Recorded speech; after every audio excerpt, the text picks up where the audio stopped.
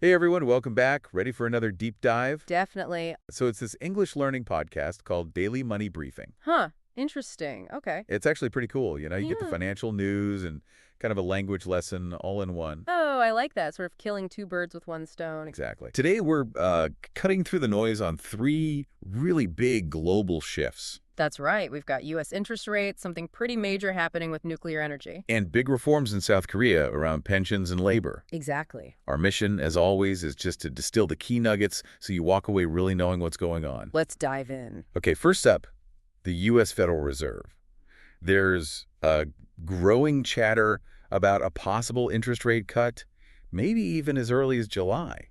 What are we seeing? Well, the really noteworthy thing, I think, is a signal from Michelle Bowman. Ah, Bowman. Usually quite hawkish, right? Exactly. She generally favors higher rates to keep inflation down, but she recently said she'd actually back a rate cut if inflation stays, subdued. Wow.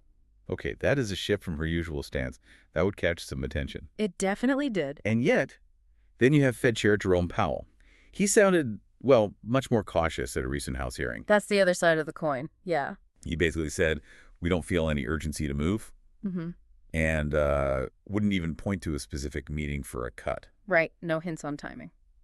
So, for you listening, what does this kind of internal difference mean, this divergence? Well, it signals pretty deep uncertainty about where borrowing costs are headed. You can see this visible split within the Fed, and that turns every market move into sort of a high-stakes guess about which view will win out.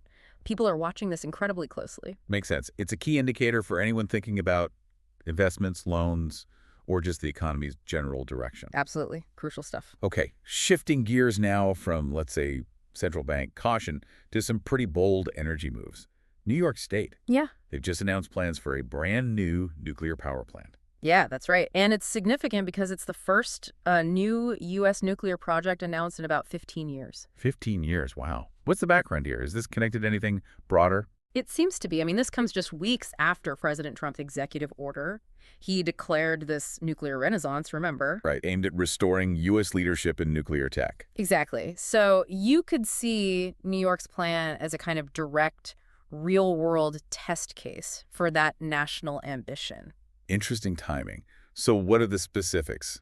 How big is this plant they're planning? Governor Kathy Hochul directed the New York Power Authority to plan this facility up in northern New York. The target is at least 1 gigawatt of capacity. 1 gigawatt. Mm-hmm. That's enough to power roughly 1 million homes? That's the number, yeah. It's That's- substantial. And how are they paying for it? That's still, well, up in the air. They're weighing options, maybe state funding, maybe a public-private partnership. So the really crucial question here is whether these new builds can actually overcome the hurdles that have stalled nuclear for decades, things like financing, regulation, public opinion.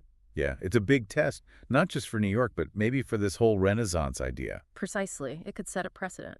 Okay, and speaking of major policy shifts, let's head over to South Korea. Their Ministry of Employment and Labor just rolled out a huge reform plan. This one's about retirement savings and workers' rights. What's the core idea? Yeah, this looks like a really monumental shift for workers there. The first big piece is making retirement pension plans mandatory for all companies. All companies. Wow, how will that work? They're phasing it in over 5 stages based on the size of the business. So smaller companies get a bit more time to adjust. Okay, that makes sense. And to manage all this, they're setting up a new body, the National Retirement Pension Authority. And authority to manage it all. Right. They'll professionally manage the nation's retirement assets. We're talking about 430 trillion won, Dollars? roughly. Yeah, a huge sum. And the explicit goal is to significantly improve the returns for people's retirement savings. And I heard they're changing the benefit structure too. Yeah. Getting rid of lump sums. Absolutely. That's another key part. They're phasing out those traditional one-off retirement payments.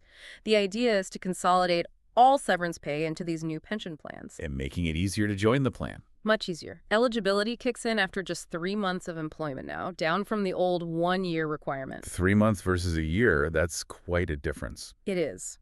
And there's one more piece to this, looking bigger picture. The plan also aims to more than triple the number of labor inspectors. Triple. From what to what? From about 3,100 up to 10,000. 10,000 inspectors. So this is really about enforcement too. Definitely. It signals a major push for stronger workplace oversight, better protection for employees.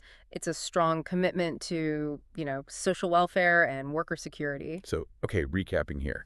We've just touched on some really quite profound shifts across the globe. Yeah, from the subtle signals of central bank. To a state making a big bet on nuclear energy. And then sweeping reforms to retirement and worker rights in South Korea.